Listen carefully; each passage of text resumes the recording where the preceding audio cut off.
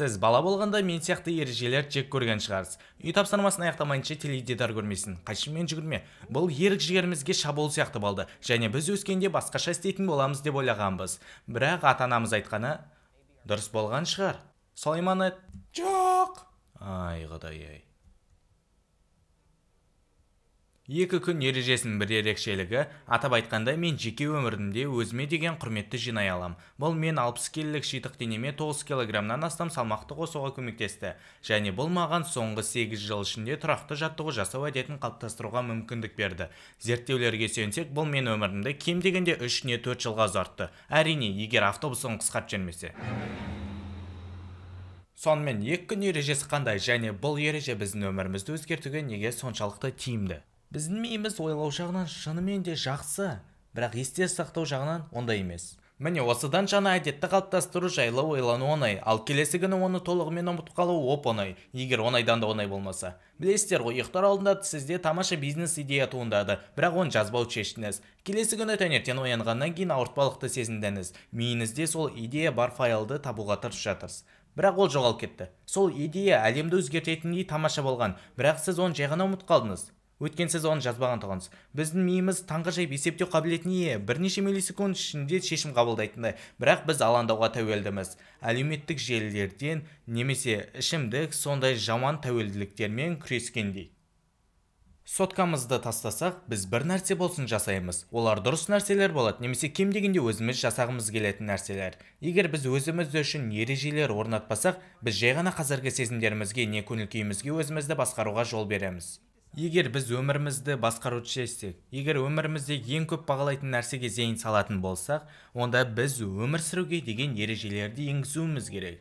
Бұл өмірімізді басқаруды қайтаруға көмектеседі, жеке сондай-ақ кәсіби өмірде.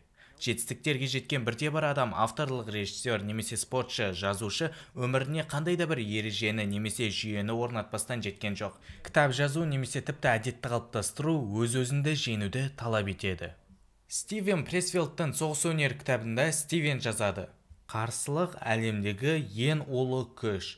Ол кедейліктен не аурулардан гөрі көбірек бақытсыздықтың тамыры.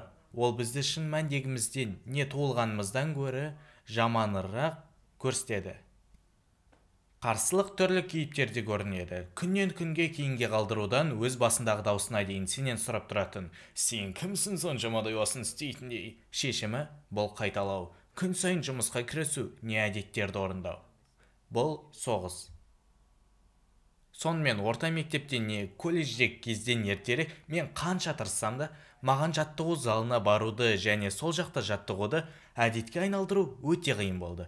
Мен жап-жақсы арық бала едім. Орта мектепте оқып жүргенімде шамамен 55 келі болдым, және колледжде кем дегенде алғашқы жылдар салмағым 59 келі болды. Мен атылғанша дейін тамақ жедім. Жүйелі жаттығулар жасау тәртібін құрдым, бірақ ештеңе жұмыс істемеді. Ол жақта әрқашан бірдеңе кедергі болып қалады. Білесіз бе, мен сабақтардан бос болмаймын. Маған шығарылатын емтихандарға дайындалуым керек. Менде похмелье және барлық ақтауды мүмкін ететін. Сол кезде мен сылтаулардың бәрі бос сөз деп шештім. Күніне кем дегенде 30 минут жаттығу жасай алмасам, онда менде қиыншылықтар болды деген сөз. Ақыры, бұл менің өмірім болды, бұл менің денсаулығым және бұл менің болашағым. Орта мектеп кездерінен бері 8 жыл бойы салмақ қосуға тырысып сәтсіздіктерге ұшырағаннан кейін мен 2 күн ережесін жасадым. Бұл өте қарапайым. Мен өзіме нақты бір жаттығуда бір күннен артық демалуға рұқсат бермеймін. Бұл не залда, не жүгіру, не серуендеу. 2 күн ішінде қандай да бір белсенділікпен айналысуыма тура келді. Бұл маған керек кезде демалып алуыма мүмкіндік берді, және ең бастысы өз мақсатыма ұмтылуыма көмектесті. Менің құлап қалмауыма, не денсаулығыма бірнеше апта немесе тіпті айлар бойы немқұрайлы қарауыма жол бермеді.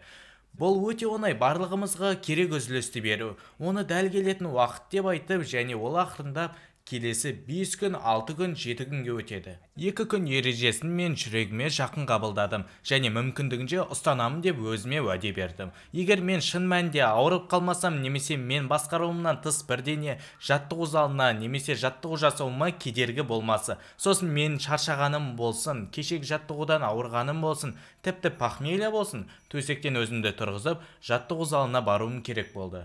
10 минуттық кардио жаттығуын жасасам да, мен 5 минут жаттықсам да, бұл өзімнің алға қарай жылжуымды сезіну үшін жеткілікті болды.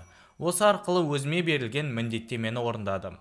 Мен 6 ай ішінде бұлшықет салмағын соңғы 6 жылға қарағанда көбірек жинадым. Мен бұл қабырғаны бұзып өттім, және бір жаттығу күнін өткізіп жіберу шын мәндегісінен гөрі қиынырақ болды. Бұл 10 жыл бұрын жасалған ереже, және мен әлі де осы ережені ұстанамын. Бұл мен мінсіздігімді айтпайды. Бұл мен кейде істі бұзып алатынымды, не шатаспайтынымды, не осы 2 күн ережесінен артқа шегінбейтінімді білдірмейді. Және бұл өмірдің бір бөлігі ғана. Жер бетінде 2 күн ережесін өмір бақи ұстана алатын бірде-бір саналы тіршілік иесі жоқ деп ойлаймын.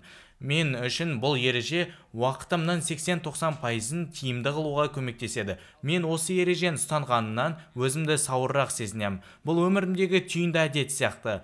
Басқа әдеттердің істелуіне әсер етеді. Егер мен төсектен тұрып жаттығу залына барсам, мен жақсырақ тамақтанатын боламын, мен жақсырақ ұйықтаймын. Сол күн менде көбірек күш-қуат болады. Мен нақты білемін, осы бір әдет қана өмірімді кәдімгідей өзгертеді.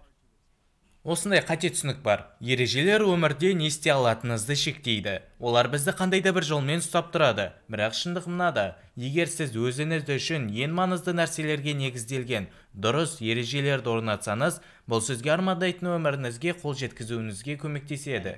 Көргеніңіз үшін рахмет. Келесі бейнелерде кездескенше.